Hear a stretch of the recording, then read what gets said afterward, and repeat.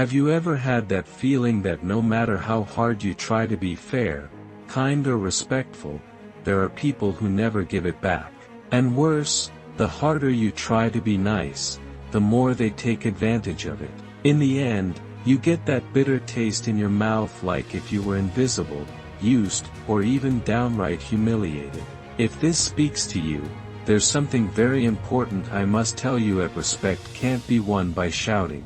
It's imposed with attitude, and nobody gets it better than Stoics. Stoic philosophy is not about accepting everything in silence or looking the other way in the face of injustice. It's about self-control, inner strength, and intelligent responses that confound your disarms, those who try to crush you or put you down. In this video, you will discover 5 attitudes inspired by Stoic wisdom that will completely change the way you react to those who disrespect you.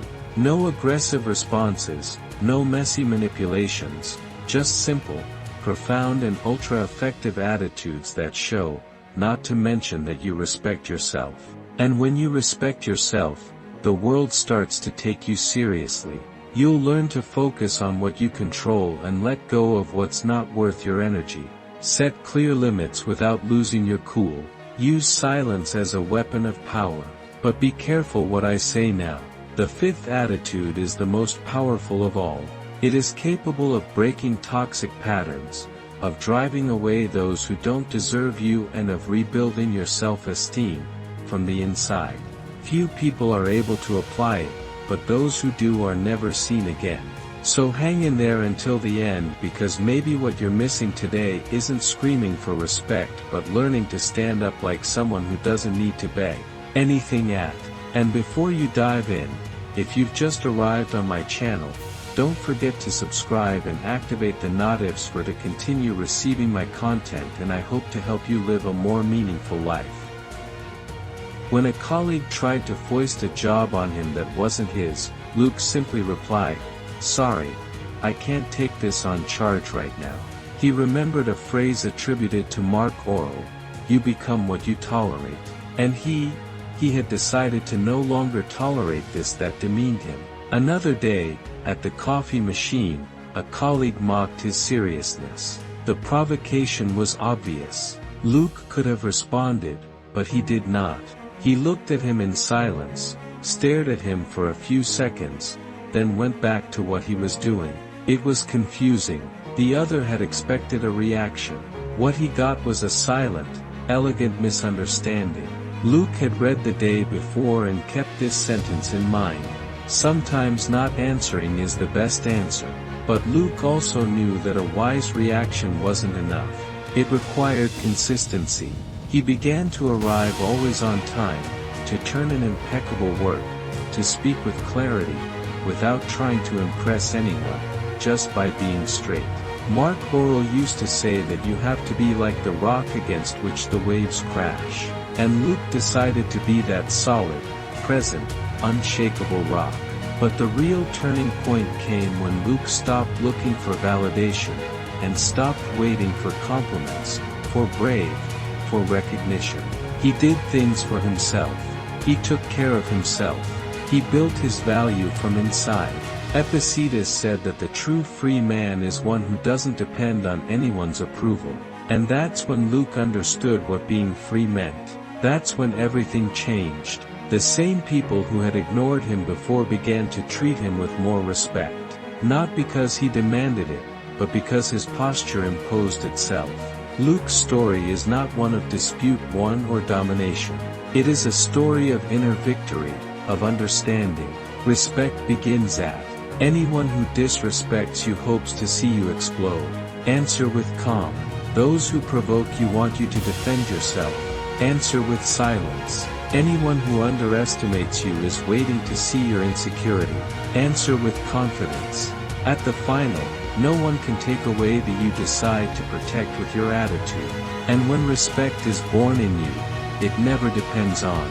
And now, let's turn to 5 lessons that will help you disarm those who don't respect you. First lesson: control your reactions. Those who shout lose control. Many people think that strength lies in the one who speaks louder, in the one who imposes his opinion by shouting or in the one who explodes first when provoked. But for the Stoics, true strength is to remain impassive when all around is trying to get you to your goals. Control your reactions. It's not a sign of weakness, on the contrary, it's proof of a great deal of inner maturity.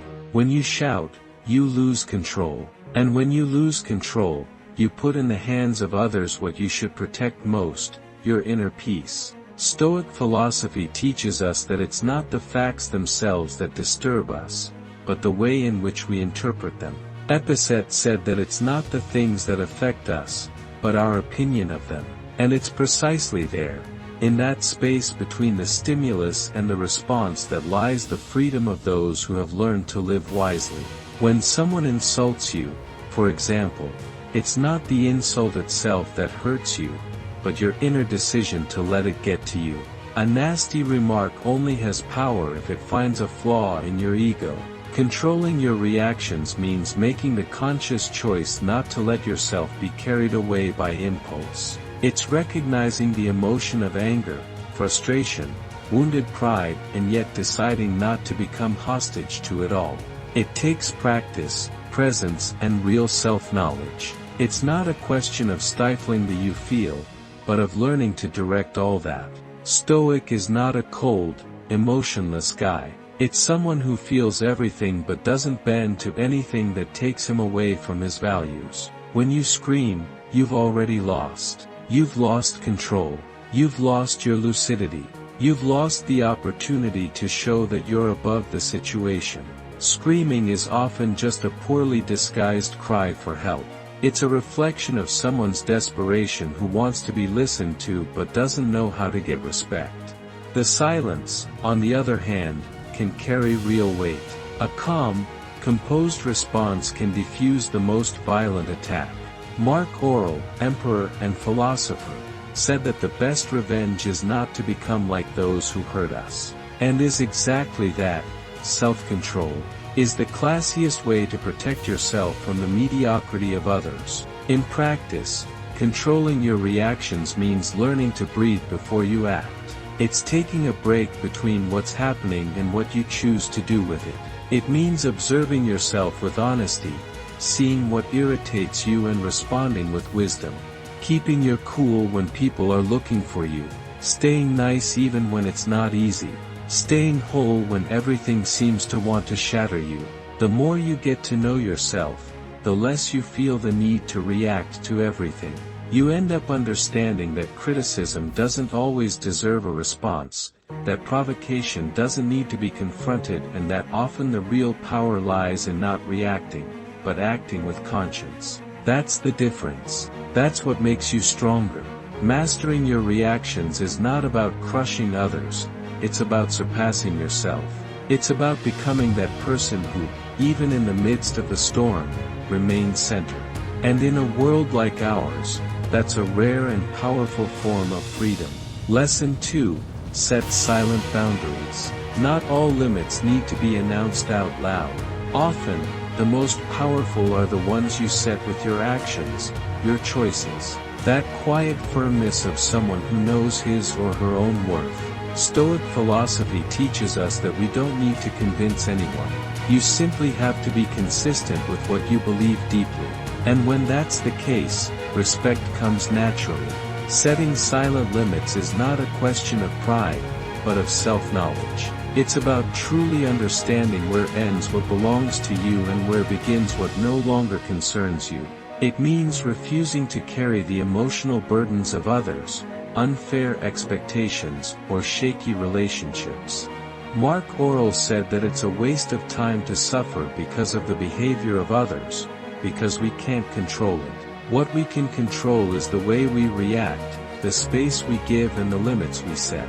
You don't have to shout to be heard. When you know your dignity, it speaks for itself.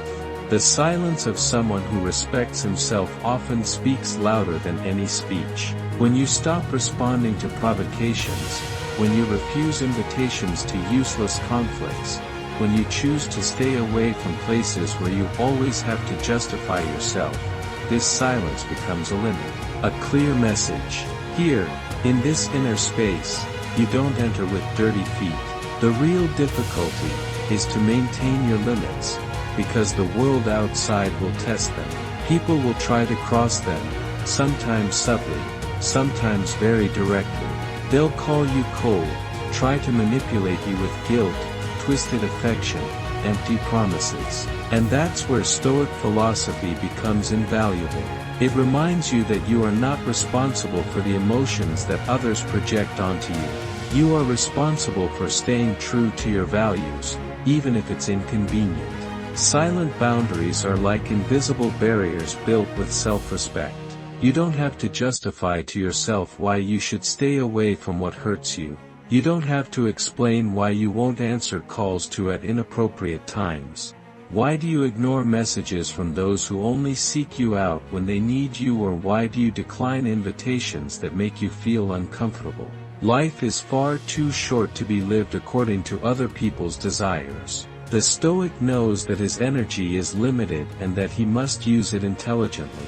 They don't waste their time trying to change others, but make sure they don't lose themselves along the way. Set silent limits. Basically, it's an act of self-love, a daily reminder that your inner peace is worth more than the approval of others, that your integrity is more precious than the comfort of being accepted everywhere. And at the end of the day, those who truly respect you will never ask you to go beyond your limits to prove anything to them. On the contrary, these people will recognize in your silence a rare strength. They'll understand that you don't walk away out of coldness, but out of balance, that you don't say no out of malice, but out of mutual respect. And there's something profoundly noble about someone who doesn't need words to make it clear how far they'll accept being approached. Third lesson, use silence as a shield. Silence is not always absence. Sometimes it's total presence. It's a conscious choice. Don't enter into useless conflicts, don't respond to provocations, don't belittle your dignity by responding to what doesn't even deserve a response. In the Stoic vision, silence is not cowardice. It is a strategy, a shield, a way of preserving one's soul from those who seek to drag it towards chaos. SC used to say that part of wisdom is knowing what to ignore. And ignoring requires often more strength than reacting. We live in a world that expects answers to everything, where silence is perceived as weakness, contempt, indifference. But those who know silence from the inside know that it can be the most noble form of resistance. When you choose not to respond, you're not effacing yourself. You save your energy, protect your peace of mind, and refuse to give power to that which has none. Stoic philosophy invites us to think about what is really under our control, and what people say, think, or expect of us, that clearly isn't. Responding to every hurtful remark, justifying yourself all the time, explaining every one of your choices. All this leads to a reactive, tiring life, full of anxiety. Silence, on the other hand, is a peace zone where you can move forward with confidence, without haste and without having to prove anything to anyone. Silence, when it comes from within, exudes authority.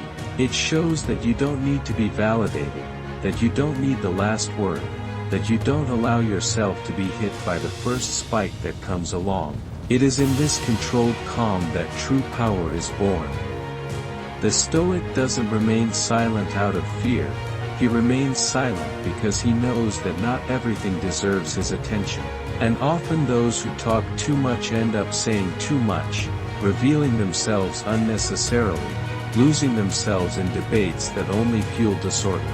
To use silence as a shield is not to run away from the truth or avoid discussions. It's about choosing wisely when to speak, what to say, and, above all, when to keep quiet. It means understanding that there are noises that can only be extinguished by the absence of a response. That there are insults that die on their own when they find no echo.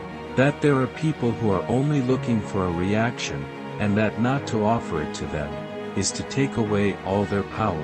When you practice silence with awareness, you begin to listen better. And by listening, the better you understand the true intentions behind the words. You observe more. You analyze with calm. You notice things that you hadn't noticed before. And in this state of silent presence, you gain in strength. You become less manipulable, less fragile, less impulsive. Basically, using silence as a shield is about protecting your inner peace. It's reminding you that it's not worth exhausting yourself for those who don't deserve even your energy. That true respect is often born of your ability to remain impassive, and that there's more power in solid silence than in 1,000 empty arguments. Lesson 4.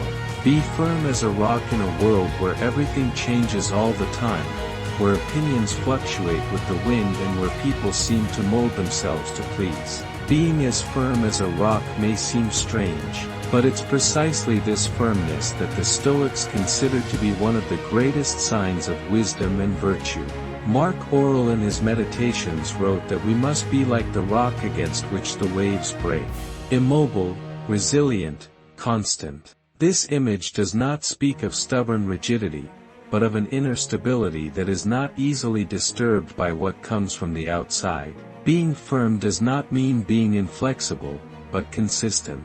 It means acting with integrity even when no one is looking. It means not betraying these principles just to be accepted or to avoid conflict. A Stoic's firmness does not translate into toughness, but into constancy. He is reliable because his actions do not change according to the mood of the day, nor according to the approval or criticism of others. And it is this constancy that inspires respect and admiration true. In practice, this steadfastness shows itself in the small daily decisions. It can be found in keeping one's word, even when it would be easier to give up. It's found in resisting the temptation to retaliate when someone tries to provoke you. It lies in continuing to act with honesty, even when the environment around seems to reward falsehood. The Stoic understands that living uprightly is a commitment to one's own conscience, not to the gallery. But standing firm isn't easy. It requires mental discipline, clarity about what's essential, and above all, the courage to face the discomfort it may cause. Because yes, being firm will disturb, it will provoke resistance, it will make some people label you as inflexible or difficult. But with time, those who really count will see that your firmness is actually a point of support, something rare in an unstable world. The firmness is also what keeps you on your feet in the face of adversity. When everything seems to be collapsing around you, when plans fail, when people disappoint you, it's that inner structure built over time that keeps you from collapsing with all that. The rock doesn't move because it is rooted. Similarly, you stay centered when you're anchored in solid values, well-defined principles, a clear vision of what matters really. Being as firm as a rock is therefore a commitment to your own freedom. Because the more you depend on the opinions of others, the more fragile you become. But when you build a solid foundation within yourself, what others say no longer defines you. What happens on the outside no longer destabilizes you, and you start to live lighter. Precisely because you're not bending to every passing wind. In the end, being firm isn't about being unattainable. It's simply about not allowing what's outside you to destroy what's most precious inside you. It means remaining whole even when all around you is trying to fragment you. And this, in the vision of the Stoics, is not just a virtue, it's a way of life. Fifth and last lesson. Withdraw your value from the approval of others. There is a subtle, silent and dangerous trap in the need to be accepted. Most people, without even realizing it, live according to the image they project to others. They shape their choices to please, moderate their words to avoid rejection, betray themselves just to maintain a false sense of belonging. But for Stoics, basing one's self-worth on the approval of others is to surrender one's inner freedom. It's handing over to the world control of what should be inviolable, one's own dignity. Epictetus said that we must not put our happiness in something beyond our control. And the approval of others is precisely one of the most unstable and unpredictable things there is. Today, you may be praised, admired, applauded. Tomorrow, the same people may criticize you, turn their backs on you, reduce you to a failure. The opinions of others change with time, mood, and interests. If your worth depends on this, you become vulnerable, fragile, and easily manipulated. Stoic philosophy offers a different path. It invites us to return within, to ask ourselves what makes me a good person. What makes me worthy in my own eyes? What do I stand for even when no one is watching? When you begin to build this solid foundation within yourself, you realize that compliments are just that, compliments, not ego fuel, and that criticism also loses its power to destroy you because it no longer finds space to hurt you. Removing your value from the approval of others is a daily exercise in self-honesty. It means choosing to follow your principles, even if it means displeasing. It means learning to say no without guilt, to walk away without justifying yourself, to maintain your own essence, even if it costs popularity. It means understanding that true respect doesn't come from striving to be everything to everyone, but from the courage to be whole for yourself. In practice, this requires moments of silence, reflection, and reconnection. This means stopping constantly looking outside for validation and starting to cultivate your own sense of worth. This can be uncomfortable at first because it requires breaking old patterns, disappointing expectations, and frustrating external desires. But over time, it brings lightness, autonomy, and a peace that doesn't depend on anyone's opinion. Mark Aurelius wrote that the best way to protect yourself is to become your own master. And that begins when you understand that your identity doesn't depend on others. When you no longer need applause to feel confident, nor validation to move forward. When you understand that what truly matters is living according to reason, virtue, and what your conscience approves. Ultimately, those who derive their worth from the approval of others remain forever restless. But those who have built it within themselves live with firmness because they know that it is not what others say that defines them, but what they are, even in silence, even in solitude, even without witnesses. If you've made it this far, I want to congratulate you. Sincerely, few people commit to going all the way, reflecting, absorbing, and seeking wisdom to truly improve their lives. This already places you on a different path, more conscious, firmer, and truer. Every lesson you've heard here isn't just a pretty theory. It's an invitation to transformation, a silent call to take charge of your life with wisdom and courage. If anything said here has touched you, made you reflect, or reminded you of a situation, please share it with me in the comments. I read everything carefully, and if you don't know what to write, just type gratitude. That way I'll know you were with me until the end. And of course, if this content spoke to you, subscribe to the channel. Here, we talk about life in depth, calmly, and with purpose, always with Stoic wisdom as our foundation. And to help you continue this journey, I'm going to leave 2 more videos here on screen with Stoic teachings that can make all the difference in your next steps. See you in the next video. Take care of yourself and be steadfast like a true Stoic.